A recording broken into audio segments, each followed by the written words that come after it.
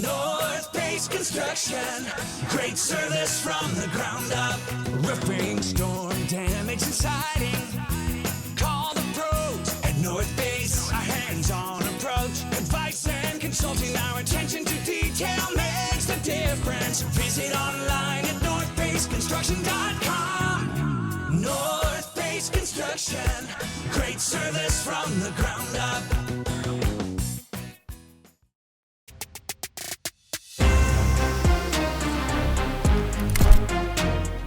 What's up, guys? Welcome to another episode of the North Face Construction Relegation Fantasy Football Podcast. I'm your host, Jack Yeager, alongside Luke Yeager. Hello, brothers. Hey, how's it going? I guess it's just today, hello, brother. I was trying to steal brother. Andy's thing, but this one's legit. Yeah. Hello, brothers would pertain to our audience, I would say. That's true. I was just talking to you, though. I don't care about our audience. This is made for us. Yeah, this is hello, just brother. for us. Screw you, audience. Yeah, we don't care about any of you. No. Just kidding. Just kidding. We love every single one of you. On today's show, we have Jack's therapy session, which we'll get into in a little bit here. We also have a new segment called Where We Stand. So it's essentially breaking down who still has a chance to make it into the championship league, who has a chance to make it into the playoffs, who's getting relegated. And then we'll finish out the day with League Pick'em Challenge. That's right. Well, and like you were saying, we did have to restart this session, but League Pick'em Challenge, just a little teaser. Me and Luke are currently tied at 68 and 36. So this week could be a determining factor on who wins League Pick'em. Yeah, so stick around to find out what the differentiator is. Stick around. It could be crazy. Let's get into the therapy session, though. I'm gonna let you lead this one. Oh yeah. I'll be the therapist here. You're very, very expensive therapist. Yeah. Well, Jack, this last week it sounds like it went a little rough for you. How do you feel about it all? Yeah, not great. Not jazzed about how last week went. Why is that? This is the second time this season that I had a projection. I think my original projection was like 98 or something like that, and then it dropped by the time we actually played, it dropped down to like 94, and then I finished the week with 62 points yet again for the second time this year. And it was probably the worst timing to have that happen. It wasn't nice. Definitely not nice. What were you weren't on the podcast because you were hanging out with friends watching it all go down live. Yep. How much did you just shut down and get within, like, just inside yourself and just not talk to people as this was happening? Well, the funny thing is that's my usual response. My defense mechanism is to armadillo and curl up into a ball and not say anything. Yeah. I actually didn't realize the impact that those touchdowns had until after the games were done. I had seen a text come through from Eli saying, like, "Oh, looks like I'm in the non-jack bottom league or whatever." Which is not going to be the name of the league. Which is not going to be the name of the league. Thank God, because that would haunt me. Within the group chat. I think the toughest part was realizing that, oh man, that was probably about 90% of the chances that I had to make it into the championship league. I'm running on fumes right now. Yeah. I thought that. Well, I saw that after the Sunday night games, the big nail in the coffin for me was that Jalen Hurts had his worst week of the season by, what was it, 8 points? It was 7 terrible. points. Yeah, and that then his like second worst, but after that one. So in week 1 he scored like 13 points. This week he scored 8 points. I don't think he's had any other ones below like 18 or 19, and most of them are like high 20s. Yeah, he's been an absolute stud for me. I can't really blame him, but pertaining to this specific week, Jalen Hurts killed me. Alexander Madison got injured, so he was out for pretty much the entirety of the game. Stephon Diggs had 4 points. What is going on? That was pretty much it. Everybody else Diggs? kind of just cared. Oh. I don't know, but it's starting to turn into the worst trade of the year, which is very surprising, I think, for some people. I don't think it's the worst trade of the year. Well, the problem is now, if he doesn't pick it up in the last weeks of the season, what's his value going into next year? It's unknown. there might not be value next year, but still not the worst pick of the season because on Tuesday's episode, Andy and I dove into this a little bit. We both forgot that Corn Dog traded away their first overall pick to the Barnacles, and then like the very next week started tanking. So they started tanking and have no first round pick even to benefit from. Yeah, that's tough. For Tyler Lockett. That's pretty. A first round pick that they're tanking for Tyler Lockett. Yeah, that's a bummer for sure. Probably worse than the Diggs, but the Diggs has not panned out. I think in the last 3 of the 4 last weeks, I think his average has been like 4.5 points a week. That's so brutal. So that did not work out. The Alexander Madison trade didn't work out because Evan Ingram is popping off now. He's having an absolutely incredible He didn't do that much this last week. Yeah, he did. He had 27 points. Last week? Or was that 2 weeks ago? I'm pretty sure it was last week.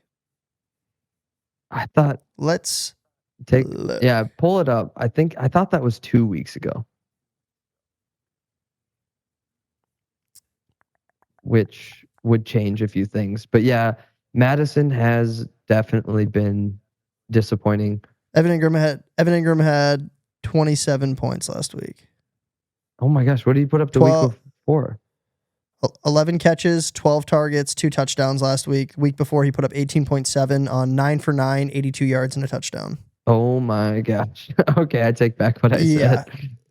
So you could definitely say that and my whole thing. So all the trades that I had made this year have led to absolute disappointment. Stephon Diggs was probably my best move, and he hasn't done anything for me. He had 1 week where he had 16 points, but I mean, I could have gotten that out of Curtis Samuel the same week, I think. Yep. And then my other trade was Darnell Henderson, T. Higgins, and Curtis Samuel. And out of that bunch, it's currently looking like Curtis Samuel is the most valuable player. That is and crazy. Then,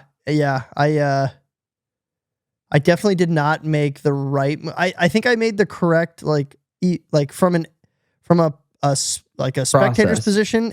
You followed the process correctly. Yep. The results have been so not in your favor. It's brutal. Even going back to my Alexander Madison for Evan Ingram trade, it actually did make sense. But then 2 weeks later, Mark Andrews gets injured, so now I don't have a tight end. So I'm starting guys like Tyler Higbee, Jonnu Smith, Brevin Jordan. It's been a tough finish to the season, especially with it looked bad, glimmer of hope, more of a glimmer of hope, might even finish 6th, maybe 5th. And then now it's looking like I'm probably going to end up 9th. Yeah. That's just the worst spot to be. Not to rub salt in the wound, but we've been talking all season. 9th is just, it's just so unfortunate because you're right on the edge. Andy and I were talking, and do you think it hurts? Do you think it will feel better for the team who takes 8th or the team who takes 1st this year? Who do you think will look back on the season and be like, oh, I'm so happy that I at least... I'd say 1st. Would you? Yeah, definitely. Because 8th is nice. You're like, wow, I barely made the cut. But you're also only getting $10. First place there's just so many benefits that go into next season. Like $65. Right. That alone makes massive. 1st more value. Like even and 1st is like, in my head right now, it's probably going to be the number punchers.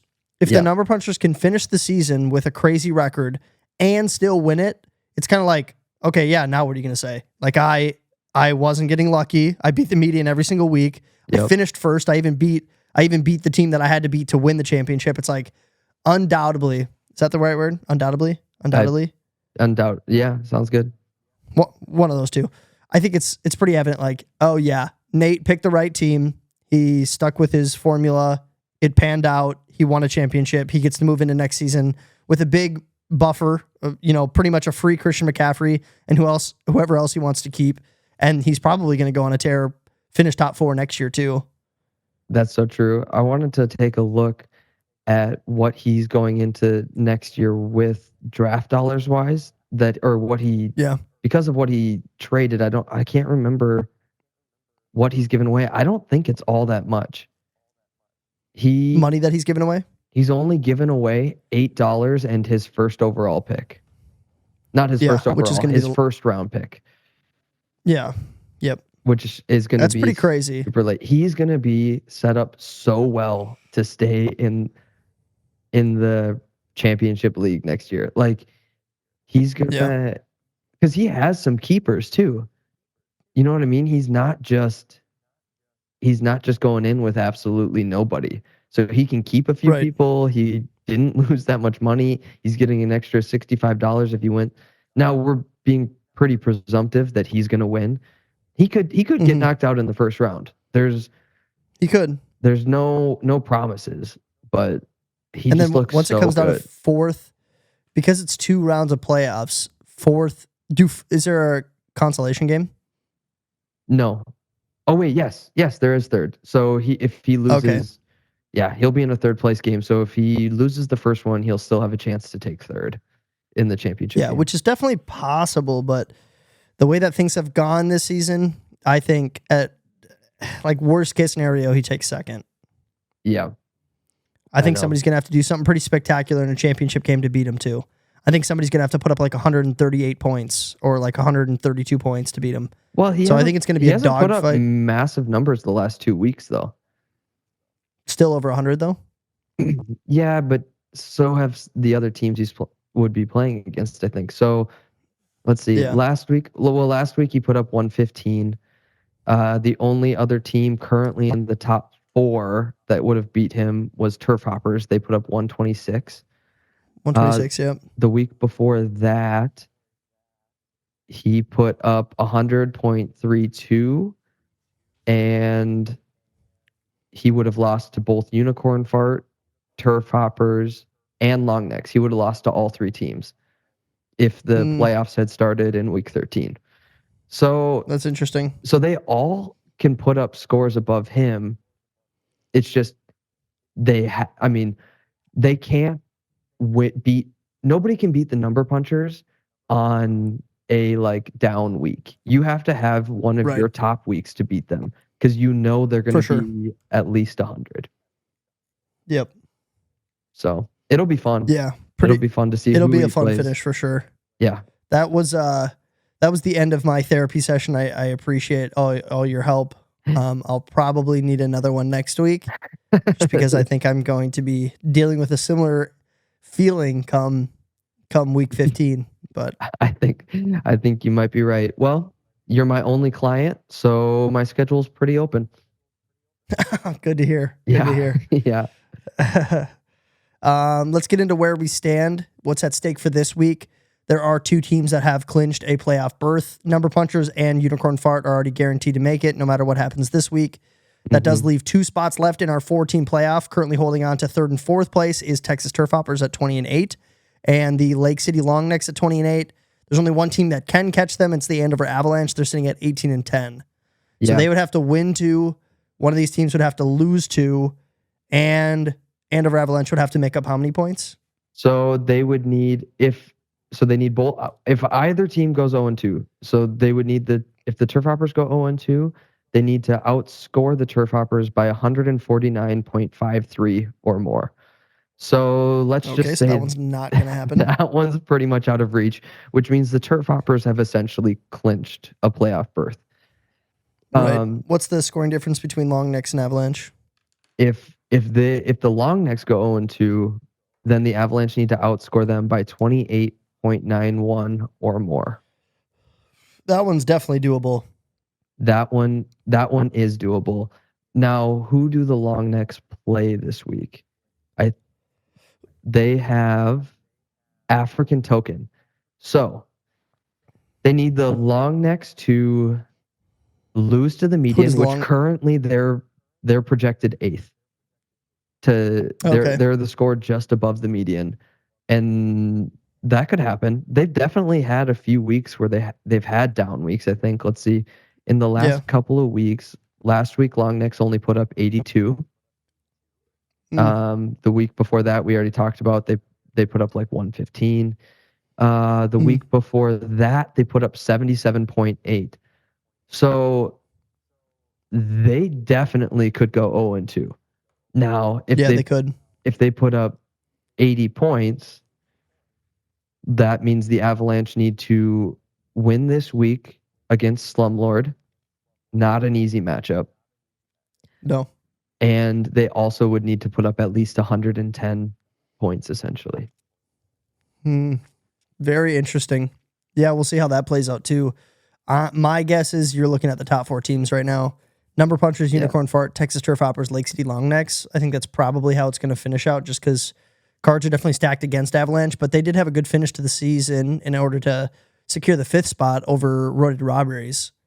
I think that was, I think I had Roided Robberies finishing above them when we did our power rankings, or like projection power rankings.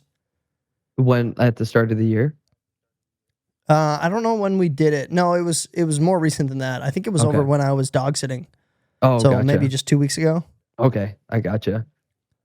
There are currently 5 teams fighting for 7th and 8th. Well, before we get into 7th and 8th, let's say that we could throw out the records right now, and me and you get to be the committee, and we just get to put the top 4 teams who we think are the best 4 teams in the playoffs. Who would you put in the playoffs right now? Number Punchers, Unicorn Fart, Texas Turf Hoppers. Probably Avalanche. I think I might put Slumlord. Oh yeah. Well, top 4. I don't know. It feels like they've gotten, because they've had such an up and down season where some weeks it looks like, oh my gosh, like he picked the perfect team, like how we had thought originally when we put him at 1 in the league. Right. There's some weeks where it's like, yeah, of course, you got DeAndre Hopkins, Derrick Henry, Cooper Kupp. When those guys go off, it feels like this team's unreal. But there's been so many weeks this season where they have not been unreal. Right. Cooper Kupp has had down weeks. He's had injured weeks. Derrick Henry's had down weeks, super down weeks. It seems like it's coming together at the end of the season, but I wouldn't even be surprised going into week 15 if his team fell apart, especially because he did what he had to get to the spot where he's at right now. It kind of feels like he's due for a week that's like, oh man, Slumlord put up 73 points. Right. I could see Slumlord, let's see, in the last few weeks. So Slumlord got outscored by Avalanche last week. The week before that, Avalanche put up 100. Slumlord put up 138. The week before that, Slumlord put up 122 and Avalanche put up 89. See, I think Slumlord, because they can have the higher highs, is probably one of the 4 toughest teams in the league. They might be an easy win every once in a while, but I think Andover Avalanche are more like a 90 to 110, whereas Slumlord can hit 140. Like I could see their team putting up a 140 week. Yeah, that's like, well, if you're gonna say 140, then I think you have to give Avalanche the 125 range, because I think that's like a one time a year kind of scoring. Right. Doesn't so I think matter. Slumlord's, I would say Slumlord's anywhere between 70 and 140. Avalanche is between 80 and 130, which are pretty big ranges, but we are getting into week 15, so we've kind of seen them both do those things. Right. No, I would put Number Punchers, Unicorn Fart, Turf Hoppers. And then the 4th team that I would put in, if we wanted to just watch the 4 best teams, I would put in Slumlord. I don't know. I mean, thank God this isn't college football, because I do not want to see Slumlord in the playoffs. I think I have a bias against that team. Well, most people do. Most people don't root for Slumlord. Although Andy said last episode, he's turned it around. He's kind of like, I kind of like Eli's team. He's like, I find myself rooting for him. He probably likes him because he beat me out. AP was set on setting his lineup to score 49 points, and thankfully he had an off week because he might have beat me. He could have. Dude, that's embarrassing. I'm glad he had DTR in his starting lineup. He didn't have a starting quarterback this week. I know. And DTR still put up 0.5. Yeah. If he did, he got in. Yeah, he scored. I think he had maybe he had like a 5-yard run one play. Yeah. And then they took him out for Joe Flacco again. So Acorn Assassins were projected at 41.09 to start the week. Now, if he had a quarterback, he might have been projected more like 55? 57. But he still only put up 24.2. Like he wasn't going to catch you. You could have given him any quarterback on the week and he still would have lost to you. Yeah, which is good. But still, man. Oh, last week was so bad. All right, we're not talking about it anymore. I'm good. Okay, sounds good. Should we get into the 7th and 8th teams now? Yeah, let's talk about those teams. All right, so there's currently 5 teams fighting for a 7th and 8th spot in the championship league. So essentially staying promoted. Currently, 7th place is Slumlord Co. at 16-12. And 8th place is Lumberjacks at 15-13. I am currently in 9th place, still in contention for 7th or 8th. I don't think it's really possible to catch 7th. I think I would need Eli to lose 2 games and score a horrible week and me to put up like 140. Yeah, so I have it down below what you would need. So, okay. Perfect. So you're the sleepers need to jump. Oh, go ahead. I was going to say you're the only one still in contention for 7th or 8th. Technically, Pond Feet and African Token can reach 8th. Super unlikely. We'll talk about that in a second. But so okay. In order for you to jump the sleepers and get into the top 8, you would need, Slumlord Co. The sleepers would need to go 2-0, Slumlord Co. go 0-2, and the sleepers would need to outscore Slumlord Co. by 80.05 or more. So that's crazy. Pretty much out of reach. It just doesn't seem very likely. What is more likely is for you to jump the Lumberjacks. So you need the Lumberjacks to go no better than 1-1, which they play yeah, go ahead. I was going to say they play a tanking team, so they pretty much have that locked. I mean, they play against North Sea Barnacles. So unless North Sea Barnacles want to just completely blow things up and say screw it, I don't care about the 2nd overall pick. I'll let the Bourbon Barrels have it. I'm going to put out my best lineup. I don't think so. You have no chance. So let's say they do go 1-1, which is best case scenario for you, worst case scenario for Lumberjack. You would have to still go 2-0, and you would have to outscore the Lumberjacks by 34.43 or more, which is possible. So the only encouraging thing about this is that I play the Turf Hoppers. I'm not on a bye week. I don't have any guys out other than the dudes who are injured. So nobody does. 4 or 5 guys. Yeah, so I'm going in full lineup. I need to beat Austin, and I have to expect that Austin's going to put up about 115. So in order to beat the Lumberjacks too, I'm going to have to put up 125 at least. Right. And that would put him at like 80. I'd beat him by 45. He might not hit the median. That's like my best case scenario. So that's definitely possible. It is. But I'm not in a prime time spot. No, you're hoping for some late miracles to happen. Now, just for fun, let's say that the Lumberjacks do go 0-2. So if the Lumberjacks go 0-2, then you would need, if you go 2-0, you're in. But if you go 1-1, you need African Token and Pond Feet to go no better than 1-1. If either of them go 2-0, you would need to outscore African Token by essentially 39 points or more. And you would need to outscore Pond Feet by 103 or more, basically, right around there. That's crazy. So they're pretty far behind.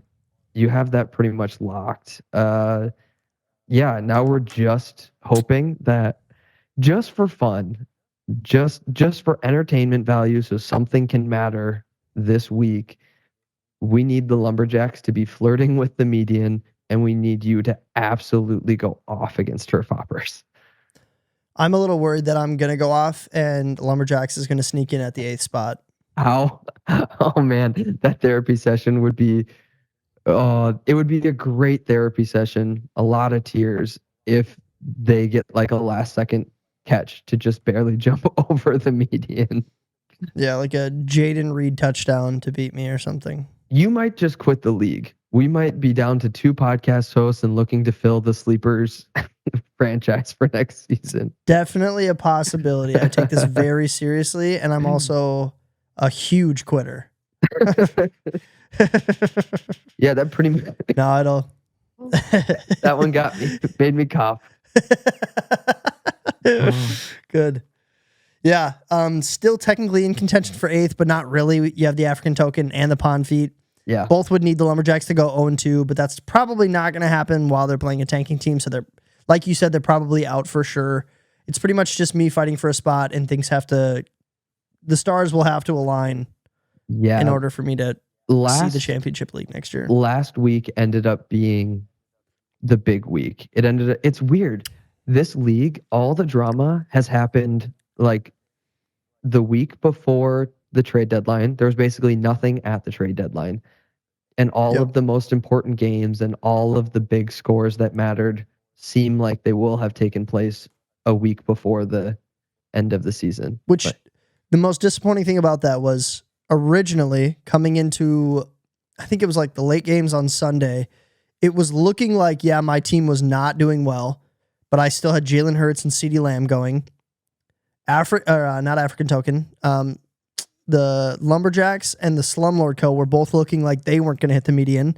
So it wasn't going to be a huge deal actually going into the last week of the season. And then out of nowhere, Slumlord Co. picked it up. Lumberjacks picked it up. Sleepers didn't even score projection, like not even close. It was just such a weird turn of events that happened in the course of a couple hours leading into the next day. So like 24-hour period of me just like going like, oh yeah, we're still good, to like, holy cow, we're probably out. Well, and then also what was wild was it honestly looked like Lumberjacks and Slumlord Co. were going to go each have at least a win less. Slumlord Co. was going to go 0-2. They were going to be like tied with you. Yeah. Just having outscored you with a tough matchup coming up, literally going into like the third quarter. It looked like they were done. And then Hopkins got a touchdown. Derrick Henry got a touchdown. Derrick Henry got 2 touchdowns. Well, yeah, just in the second half. I think he got his first one in the first half, didn't he? I can't remember, but he was still projected to lose by a point or two and be well below the median. And then the other touchdowns happened, and it was nuts. It literally turned around while we were recording, because we always record these the day before.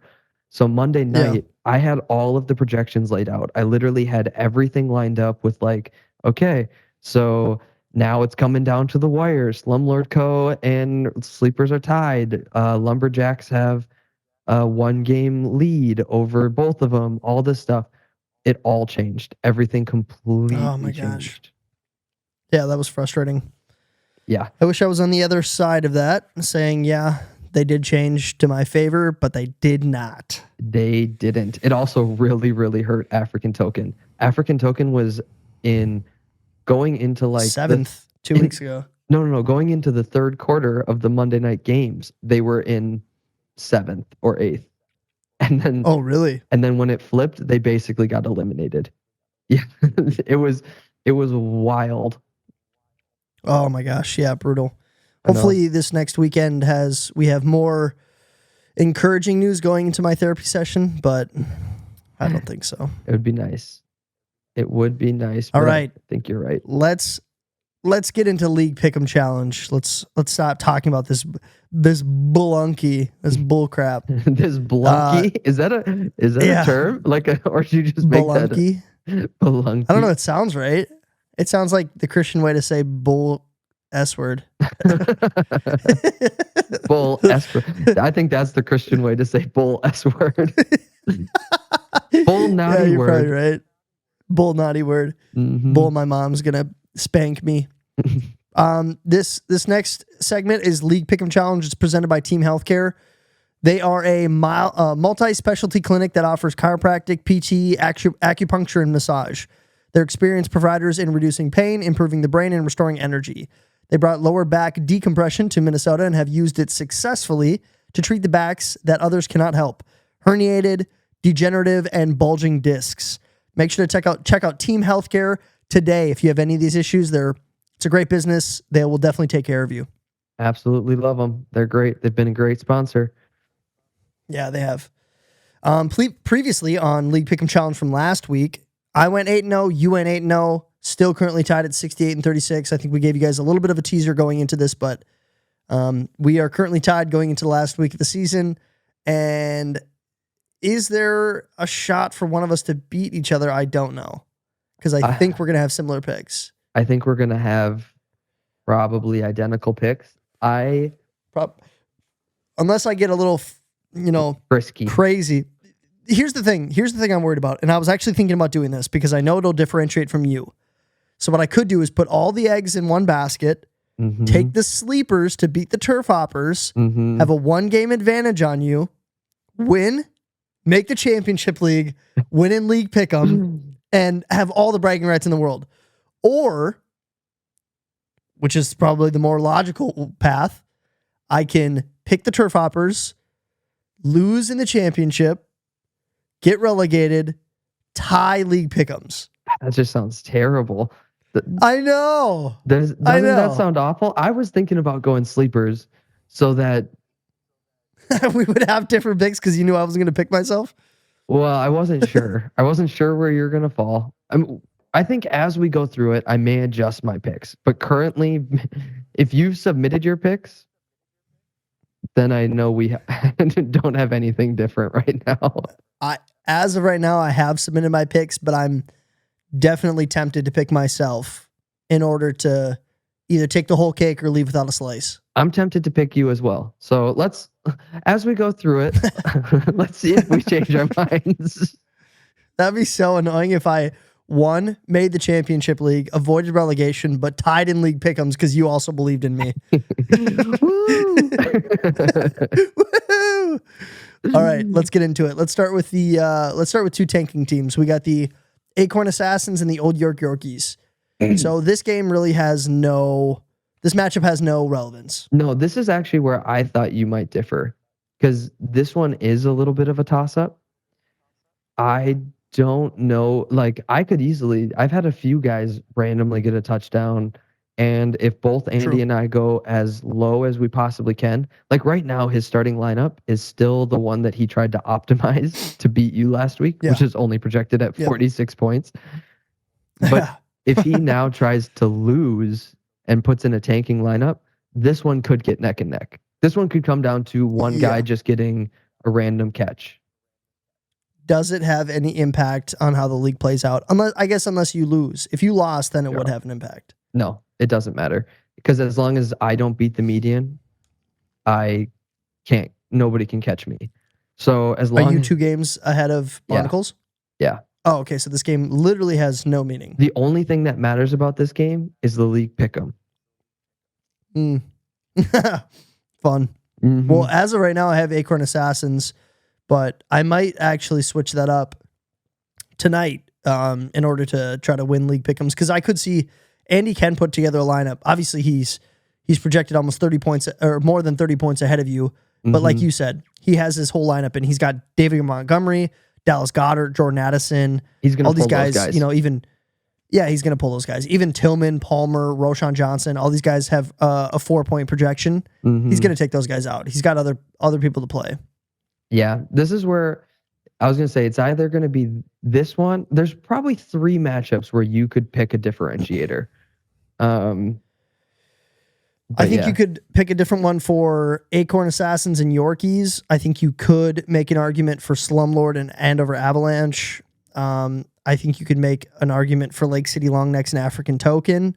And then maybe Pondfeet FC and Unicorn Fart. And then honestly, you could make an argument for Sleepers over Turf Hoppers. Yeah, so let's get to each of those as we go. So as of right now, I'm taking Acorn Assassins to win this. I think I still have better bad players than Andy's team. Yeah, I do too. I have Acorn Assassins winning. And then moving on to the next match of the week, we have Texas Turf Hoppers projected at 104.64, playing the Sun City Sleepers at 94.26. This is one of the most.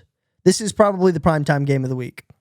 Yes, because it has the most impact on how things kind of play out. But I don't know.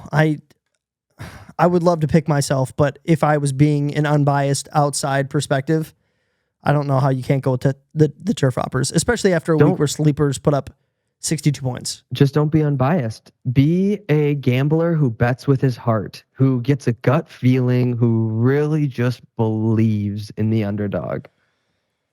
Yeah, I don't see it. You could win it don't see it. all. You could gain everything. Couple of the big reasons that I don't see it, Marquise Brown and Alexander Madison, though it's not a bye week, are both projected not to play. So I am starting Curtis Samuel and T. Higgins. T. Higgins has gotten, I would say, lucky with the fact that he's been getting 5 or 6 points a week. And Curtis Samuel is playing well. I would probably take him over Marquise and Madison right now, but based on projections, he's not. He could have a week where he puts up 1 point. He's done it like 3 times this season. He definitely could. I think your toughest matchup this week is actually James Conner against San Francisco. I think that's where your team's going to get let down. I think you're going to. Well, also Diggs projected at 12. Does anybody see him putting up 12 points? Yeah, he'd have to have a touchdown. Oh, I don't. Oh yeah, if he gets a touchdown, he's had what? Okay, let's take a look at his last few weeks here. I know he had a really bad week last week. The week before that, though, didn't he go like 7 for 75 or something? Yeah, but look at his catches in the last 3 games that he's played. 4 for 8, 6 for 11, 4 for 11. So it's not like he's not getting targets. He's not catching footballs. You're talking receptions to targets, not receptions to yards. Or wait, did I say yards? I meant targets. No, but usually when someone says 6 for 11, that usually means 6 catches for 11 yards. Oh, I gotcha. Okay. 4 catches on 8 targets, 6 catches on 11 targets, 4 catches on 11 targets. So something tells me either Josh Allen is not putting the ball where he's supposed to be putting it, which is bad for Diggs, period. Mm-hmm. Diggs is not trying. How do you catch 4 balls out of 11 targets? For real, where are the balls? Deep. Are you getting your hands on them? But guarantee you're they're not long catching, targets. You're not catching. If one of those 7 changes, of them? Okay, but let's say that 4 of those 7 are deep balls. Let's say he catches 1 of those. That's probably an extra 6.5 yards if he does, or 6.5 points if he doesn't get a touchdown. So right. On top, but yeah, to prove, like, I agree with you. One of those lands. To prove your point, they're not landing. That's the problem. Right now, you could say that about anybody. You could say that about Treylon Burks. Burks put up 1.1 points. He had 3. No. Yeah, you could. No. He's not getting he's not getting the volume that Diggs is getting, but Treylon Burks could go from 1.1 to 11.1 with one of those catches. He doesn't catch them. But he's a much worse wide receiver. So that's not a fair comparison. Not based on the last 3 weeks. Oh, yes. Okay, come on. Treylon Burks last week went 1 catch for 1 yard, something like. I think he had 1 catch for 1 yard. 6. 1 catch for 6 yards because he had 1.1 points. He had 1.1? Mm-hmm. Okay, maybe. I played against him. He had 0.6 points, right? Or 1 point? 1.1 points. Oh, okay. So different. Yeah, maybe it was 6 yards. Okay, 1 catch, 6 yards. I still think that's kind of right. Well, I thought I had heard he had less than that. Let me take a look at him real quick. Do you even have him on your team? I'm pretty sure he didn't. No. Andy does. I played against him. It's in a. Andy has Burks? Oh, he does. Okay. I traded him. Okay, but either way, Burks is nowhere near the caliber wide receiver that Diggs is. Diggs in weeks 1, 3, 4, and 5 had some of those catches that landed, and he went 102 for 1, 120 for 3. Those are touchdowns, by the way. So 102 and a touchdown. Yeah. 120 and 3 touchdowns. 121 and 1 touchdown. He can put up those games. Burks can't put up those games. Burks is a terrible receiver. Stephon Diggs is one of the best in the league. He can easily take off any given week. He could. All I'm saying is that his caliber of play right now looks more like a Curtis Samuel or a T. Higgins or not a Treylon Burks. I just used him as a deep threat example, but like guys who are wide receiver 3 on their team. That's the numbers that Diggs has been putting up pretty consistently. But he's not putting up wide receiver 3 targets. I mean, he's getting opportunities. It would be a lot worse to me if he was only getting 4 targets, 5 targets. Then it's like the offense isn't looking to him. The offense doesn't run through him. They've changed their mind. They're going to James Cook. He's put up 11 targets in each of the last 2 weeks. So the team still cares about him. The team still wants to get him the ball. He's not out of it. I don't fully remember how we started this argument, but I think I won. Yeah, as of right now, looking at the teams, I think Kyron Williams is due for a crazy game against Washington. Evan Ingram is going to have a good game against Baltimore. ETN could have a good game against Baltimore. McLaurin could have a good game. That's like one of the guys that I'm not super worried about. But usually when I say that, though, they step it up. That's Deebo true. Samuel is an absolute threat right now. And he plays Arizona. Arizona's so bad. I think the only weak points on Texas is Texas Turf Hoppers is you got Dak Prescott going up against a tough Buffalo. He kind of does seem to have worse games against good teams. I was going to say Dak is your weak point. that's a pretty good team. Yeah, Dak is probably the weak point. Maybe Najee Harris doesn't get 11 points. Maybe Jalen Waddle has a bad game. But outside of that, you're pretty much solidified with Deebo, Kyron, Evan Ingram. I mean, honestly, probably Travis Etienne. Yeah, there's no way that I'm picking myself for this week. I don't think I have the power. Because then you look at my team, you're banking on a good game from Chuba Hubbard, banking on a good game from James Conner playing San Francisco, banking on Higbee to play, T. Higgins to do anything, Curtis Samuel to do anything, and then you got guys like Jalen Hurts and CeeDee Lamb and Stephon Diggs, who was like, yeah, they should have good games. Those are probably my rocks, and I'm not even super confident with Diggs. Yeah. So it's like, I could see myself putting up another week where it's like 83 points. He puts up 130. Yeah, this probably isn't the one to do this probably isn't the one you want to choose as your differentiator if you're being unbiased. Probably not. Yeah, probably not. Moving into another game that is very impactful, we got the Slumlord Co. projected at 87.76, going up against Andover Avalanche at 101.03. He will have to take out Keenan Allen if he's not playing. Whoa, Keenan Allen listed Thursday as out. But still projected points somehow. Because it's still behind. That's new. That's very, very new. Because I had checked that this morning and he was still listed as questionable. So he currently has Aaron Jones too in there. Was listed as limited in practice because of a knee injury. Mm-hmm. So he'll probably have to switch out Keenan Allen and he'll put in Zay Flowers. Yeah, probably Zay or Adam Thielen. Oof. Probably Zay. Zay's been better lately.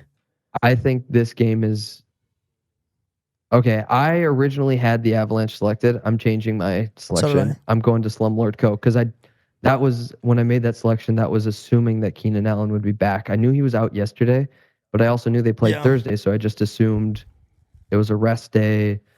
Kind of let the veteran heal up and be ready for Thursday.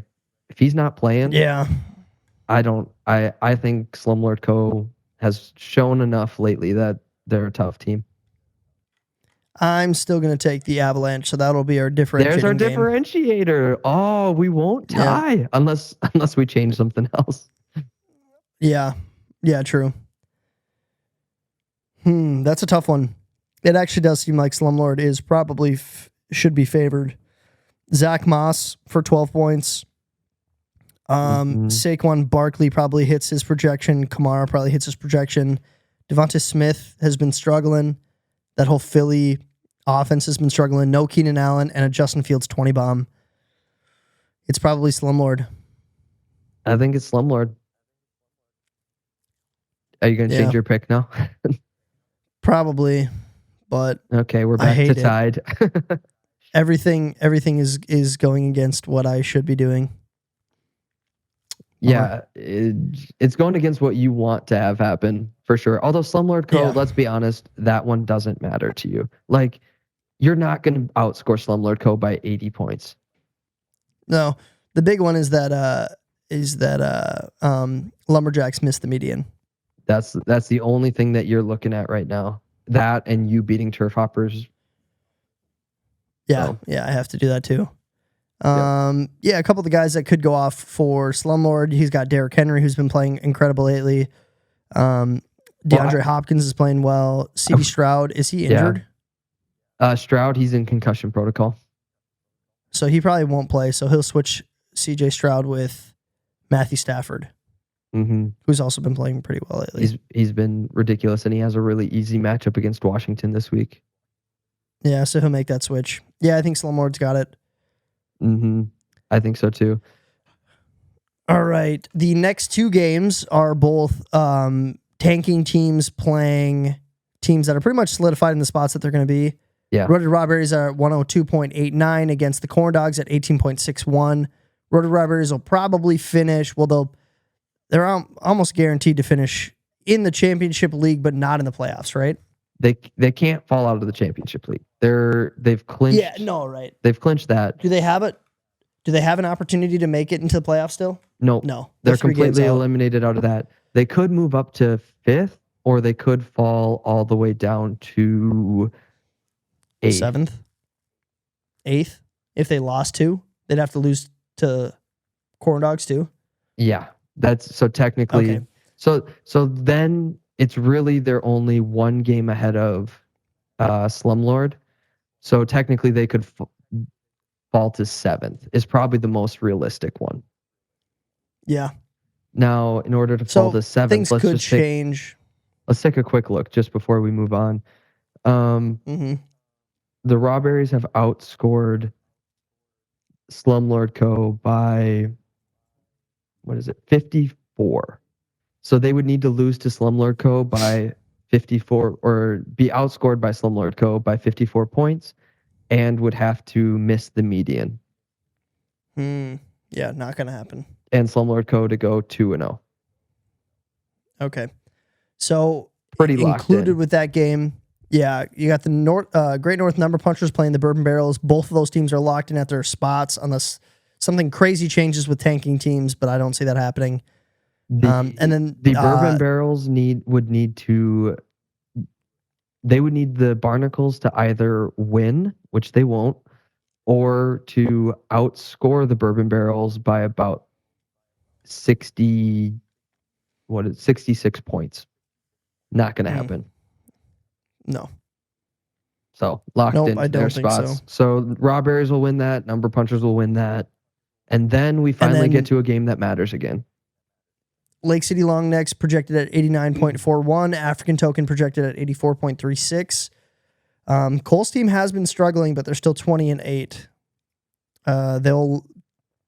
I guess they're fighting for the 4th spot still. We've already kind of talked about that. African Token's not really fighting for anything other than to they make it into the 8th spot? Yeah, they technically can, but not really. They're playing more of a spoiler role this week.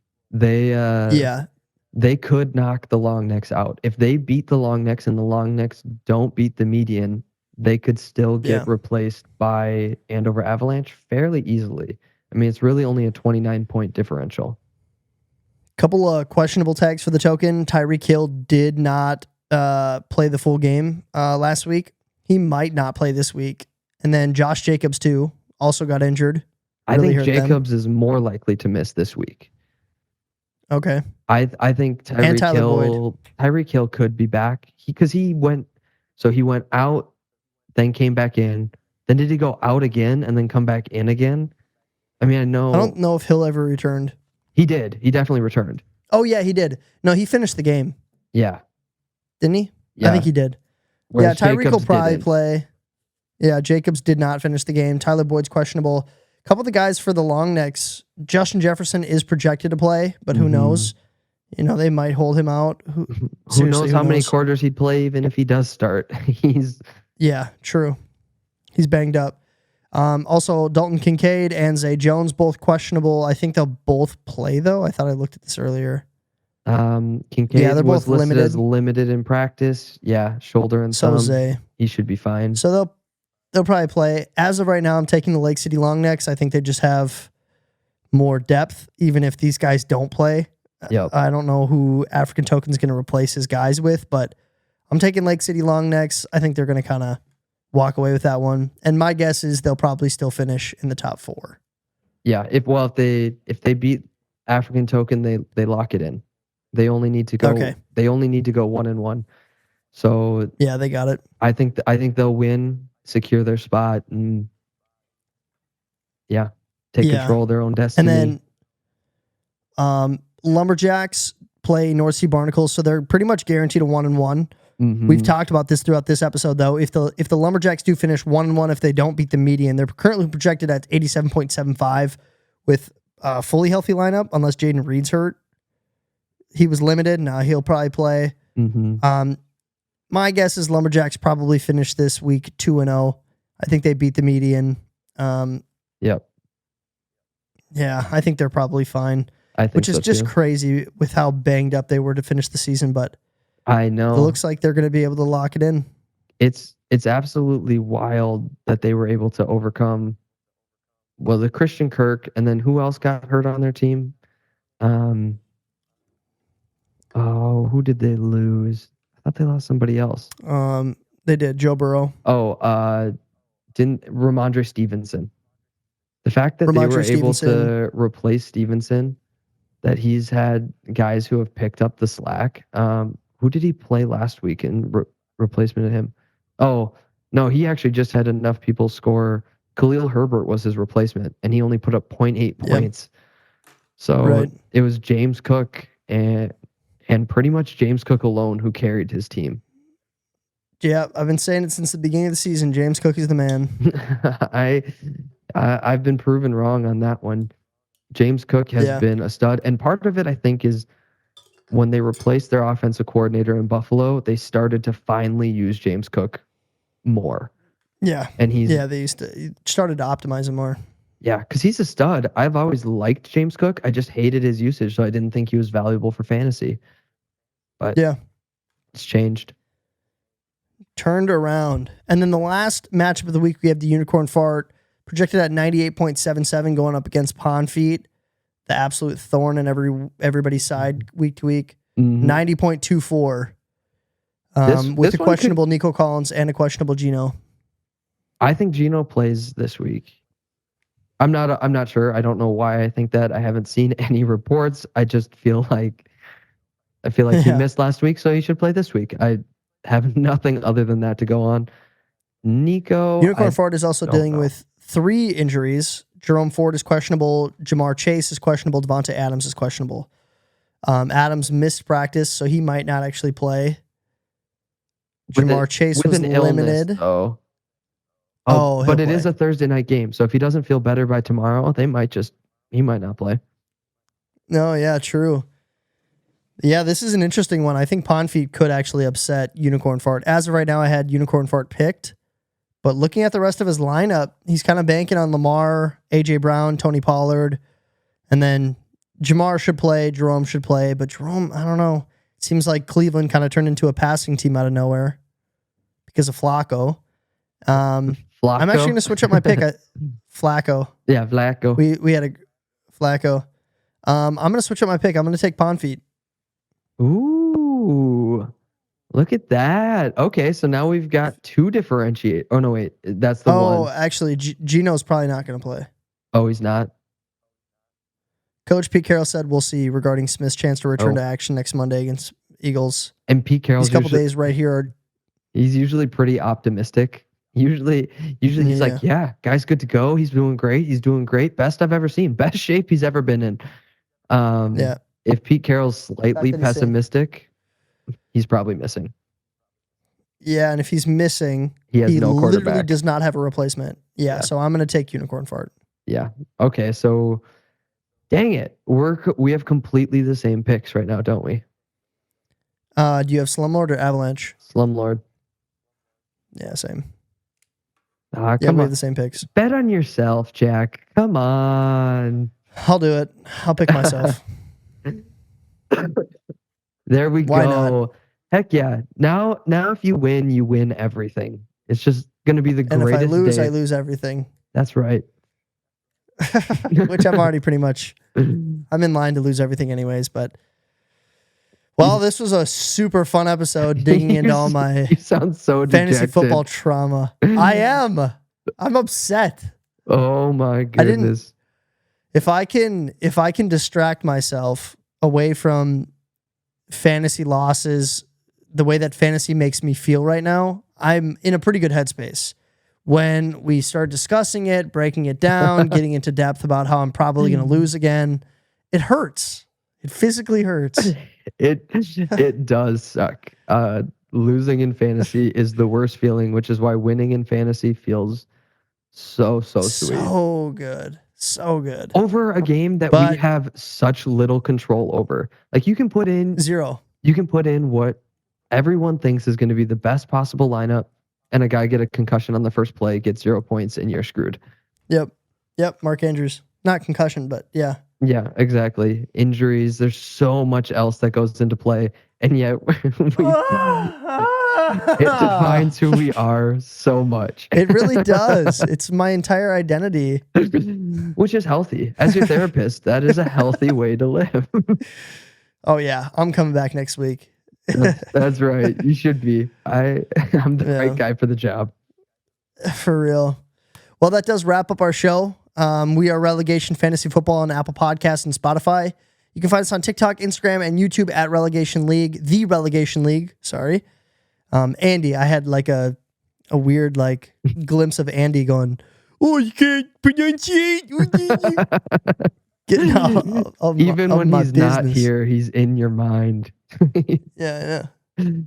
Felt a cold draft come in. I thought he may have walked through the front door. Yeah. We're also on X, formerly known as Twitter, at Relegation FFL. Fantasy League Home is linked in the show description. We're on Yahoo Sports if you're looking for deeper tracking, matchups, trades come next year, anything like that. We're on Yahoo. Send us some questions on Twitter. Wow. Send us some questions on Twitter and TikTok. That was a bad one. And so make sure to follow and subscribe for more content every single week. We post every Tuesday and Thursday. Love to see you here. We'll see you later, Relegators. The most depressing episode ever. For real, dude. All right, we'll bounce back. Oh, so good epi.